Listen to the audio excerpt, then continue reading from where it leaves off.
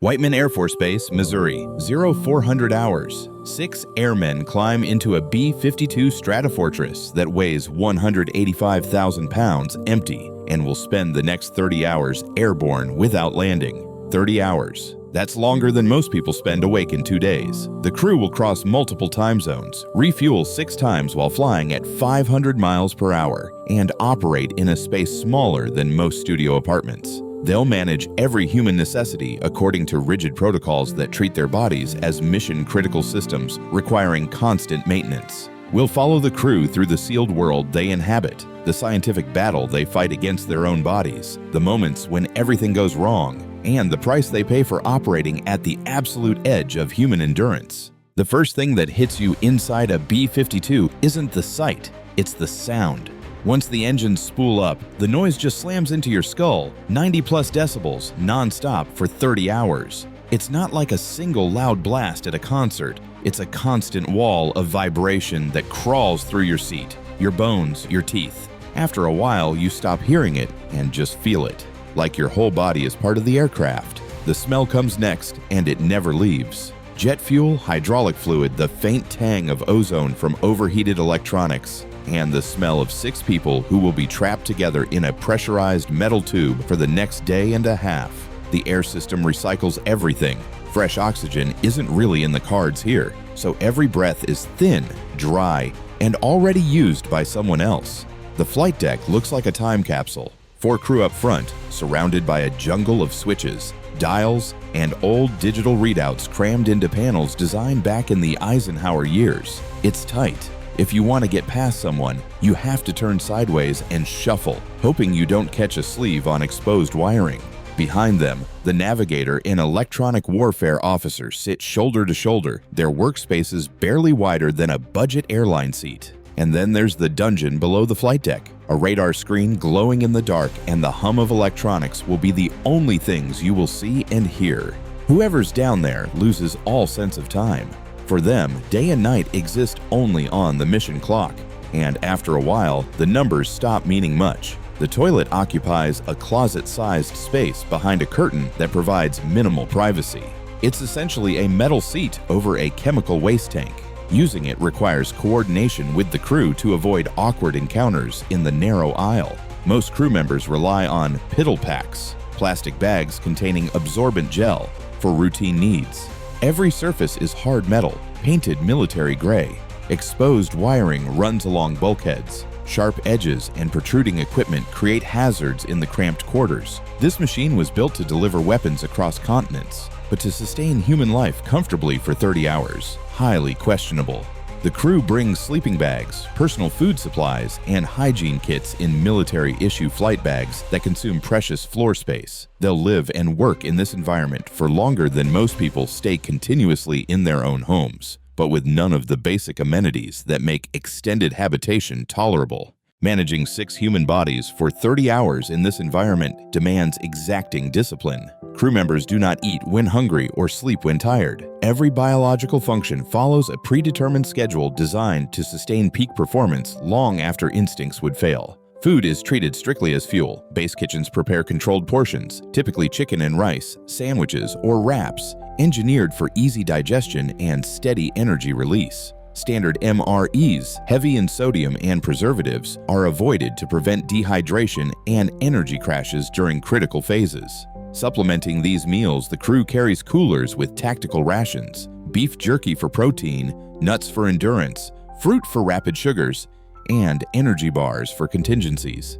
Each calorie is measured against operational needs, with blood sugar management considered as vital as fuel flow to the engines. Hydration is regulated with equal precision.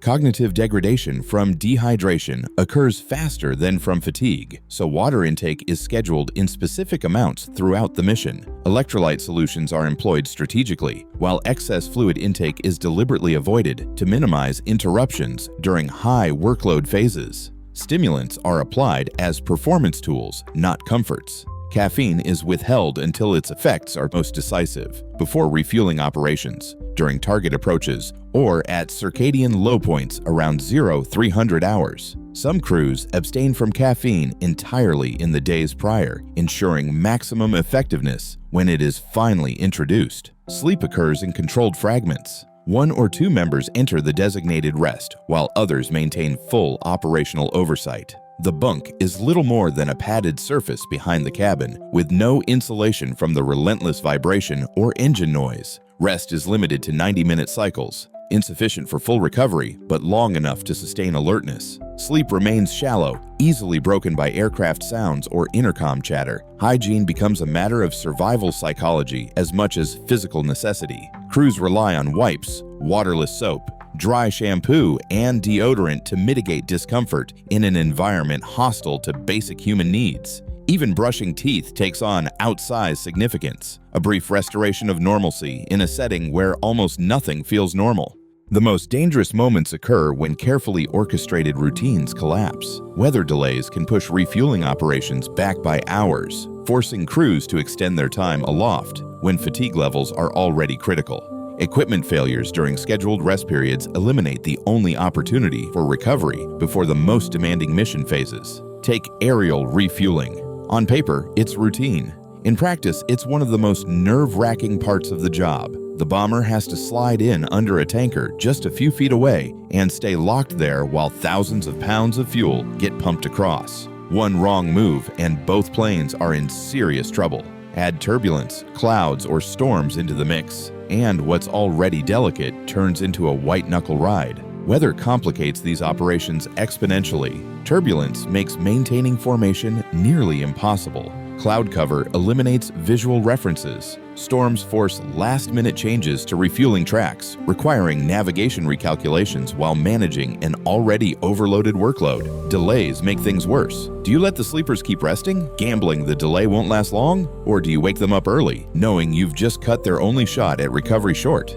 And there's still 15 hours left to go? It's a lose-lose choice. Equipment failures create cascading emergencies. Communication system breakdowns eliminate coordination with tankers and ground control. Navigation computer malfunctions force crews to rely on backup systems they hoped never to use. Environmental control failures threaten the sealed atmospheric environment, keeping everyone alive at altitude. And hanging over it all is the worst-case scenario, a medical emergency. Someone passes out, gets sick, or hits the wall from exhaustion. Now 5 people have to do the work meant for 6. All while keeping a massive bomber in the sky and on track. Yet these scenarios don't just limit to one. These failures test the crew's ability to improvise under extreme stress. Standard procedures cover routine operations, not the infinite variations of things going wrong during 30-hour missions. Success depends on the crew's collective experience, mutual trust, and willingness to support each other when individual capabilities reach their limits. The mission continues regardless. Strategic bomber operations don't allow for weather delays or equipment convenience. The crew must adapt, overcome, and maintain mission effectiveness, no matter what systems fail around them. Human biology becomes the crew's most dangerous adversary during the mission's final third. Around hour 20, when the aircraft turns toward home base, crew members face their circadian rhythm's natural nadir. Body temperature drops, reaction time slow, decision-making degrades. This biological low point coincides with the mission's most demanding phase. The return leg requires sustained precision flying, often in deteriorating weather conditions. Crews must navigate complex airspace, coordinate with multiple air traffic control centers, and prepare for approaches to their home base. Meanwhile, their bodies are screaming for sleep during the natural low point that occurs between 2 and 6 a.m., regardless of how many time zones they've crossed. This is when mistakes happen. Pilot inputs become sluggish. Navigation calculations require double and triple checking. Radio communications become slurred or confused. The crew must rely on formal protocols and mutual cross-checking because individual performance has degraded below safe levels. Crew resource management protocols become lifelines during these critical hours. The co-pilot must challenge the pilot's decisions if they seem questionable. The navigator will question route changes that don't make sense. Everyone monitors everyone else for signs of serious fatigue, delayed responses, irritability, obvious confusion. The electronic warfare officer, isolated in the windowless dungeon, faces particular challenges. With no external light references and constant focus on electronic displays, circadian disruption hits hardest. Time becomes meaningless. concentration wavers. The crew must rotate duties to ensure critical defensive systems remain properly monitored. Approaching the home base after 28 hours airborne, crews face their final test. Landing a heavy bomber requires precise airspeed control, proper approach angles, and coordinated crew actions. Weather often complicates the approach. Crosswinds, low visibility, or sudden wind shifts that demand immediate responses from pilots whose reaction times have been degraded by sustained sleep deprivation. Ground control provides assistance, but ultimate responsibility rests with the crew. They must summon peak performance for the mission's final critical phase while operating at their biological lowest point. Training and discipline become their only reliable resources when natural human capabilities have been exhausted. When everyone is exhausted, trust becomes both more critical and more fragile. Crew members must rely on each other's judgment for life or death decisions while knowing that everyone's cognitive abilities have been compromised by sustained sleep deprivation and stress. That's where the rituals and protocols come in. Checklists, standard calls, and strict communication habits feel rigid on the ground. But up there, they're lifesavers. They're the safety rails that keep small errors from snowballing into disasters. The catch is they only work if everyone has the discipline to follow them, even when their bodies and minds are screaming for rest. Humor becomes another survival tool. Crews trade gallows jokes to break tension, but it's more than comic relief. It's also a warning system. If somebody goes quiet, if they stop throwing in a line during the banner, that silence gets noticed. Losing your sense of humor out there usually means you're close to breaking. You start picking up on each other's signals in ways outsiders wouldn't understand. A longer pause before a response, a flat tone where there should be energy, a small mistake in a routine task. These details become your early warning system, the clues that someone is slipping before it turns into a failure. Shared hardship creates intense bonds, but it also generates tension. Personality conflicts that would be minor annoyances in normal situations become magnified in the confined, stressful environment. Professional discipline must override personal friction when the mission and everyone's survival depend on seamless cooperation. And when a crisis hits, hierarchy bends. You follow rank, yes, but you also follow competence in the moment. If the most senior voice is dulled by fatigue, you look to whoever is sharpest. Authority shifts on necessity, not formality. That flexibility can save the mission. The aircraft's isolation intensifies these dynamics. There's no outside help available, no opportunity to step away from conflicts or take breaks from difficult personalities. The crew must function as a single organism for 30 hours, managing both the technical challenges of the mission and the human challenges of sustained cooperation under extreme stress. Trust ultimately becomes a conscious choice rather than an emotional feeling. Crew members must decide to rely on teammates even when they can observe those teammates' obvious limitations. This conscious trust, maintained despite clear evidence of human fallibility, represents one of the most demanding aspects of ultra-long duration missions. Beyond the physical toll lies another burden that accumulates over 30 hours, the psychological weight of strategic responsibility. These crews carry weapons capable of reshaping continents. Every decision they make, every procedure they execute, every moment they remain airborne reinforces global deterrence through demonstrated capability. The mission's strategic purpose never leaves their consciousness. While managing fatigue and coordinating aerial refueling, they remain aware that potential adversaries track their flight paths, analyze their capabilities, and draw conclusions about national resolve.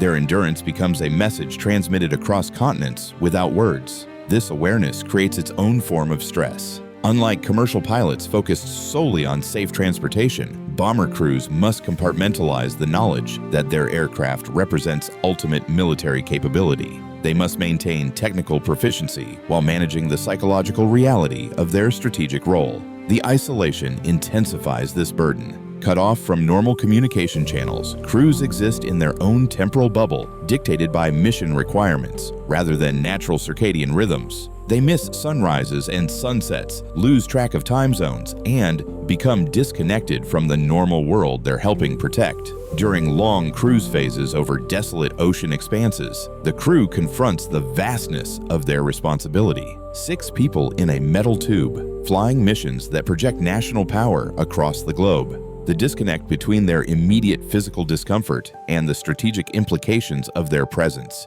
creates a surreal psychological landscape.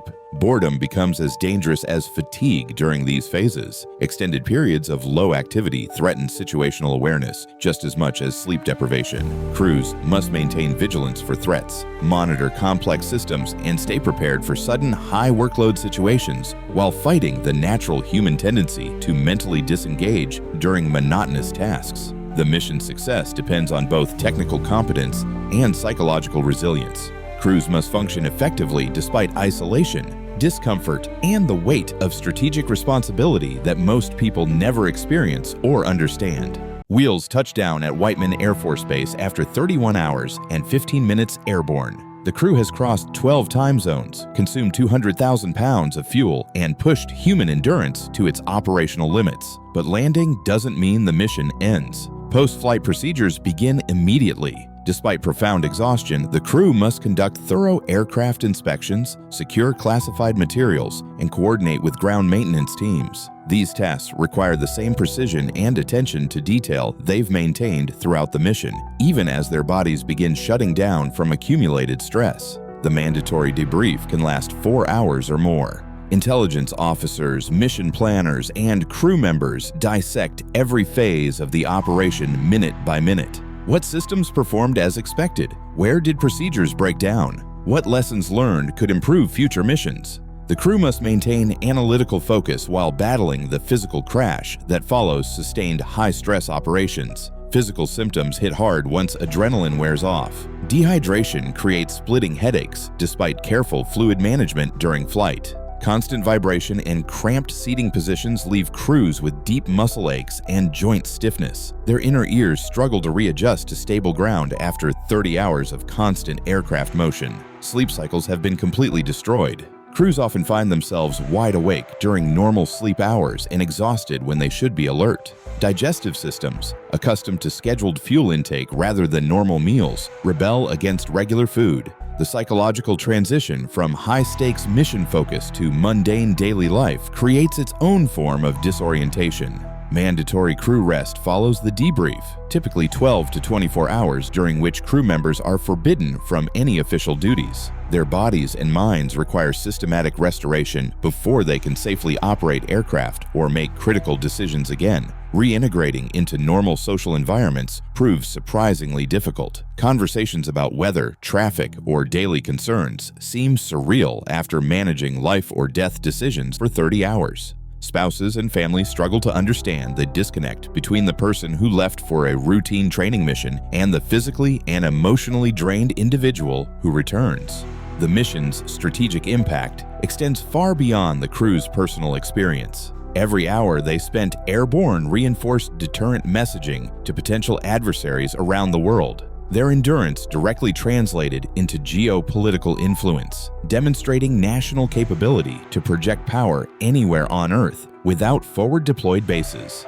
These crews represent the sharp edge of strategic deterrence. Their willingness to endure extreme physical hardship and mental stress maintains the credible threat that keeps larger conflicts from developing. The 30 hours they spend sealed in a flying machine echo across continents, shaping international relations through demonstrated capability rather than mere threats. But deterrence requires human sacrifice measured in sleep deprivation, physical discomfort, and psychological stress. The crews who fly these missions pay a personal price for national strategy. Their exhaustion, their pain, and their dedication become the foundation for global stability that most people never see or appreciate. The aircraft sits on the ramp, engines cooling, ready for its next mission. The crew scatters to their homes, carrying the invisible weight of their contribution to something much larger than individual endurance. In 72 hours after mandatory rest and medical clearance, they'll be eligible to do it all again. 30 hours airborne reveal the limits of human endurance and sacrifice that reach far beyond military operations.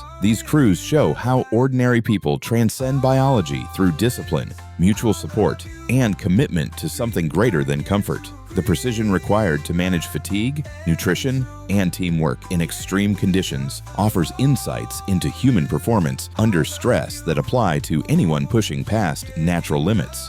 Whether in emergency response, medical procedures, or long-duration space missions, the principles these crews have refined through necessity become blueprints for sustained excellence when failure isn't an option. But perhaps most importantly, these missions illuminate the hidden human cost of the security and stability that most of us take for granted. Every deterrent flight, every demonstration of global reach, every strategic message sent through air power requires real people to endure real hardship in machines designed to prioritize mission effectiveness over human comfort. These are the individuals who make deterrence a reality through personal endurance. Their 30 hours in a metal tube become a lifetime of security for an entire country. That's the trade, and they make it willingly, knowing most of us will never understand the price they pay for our peace.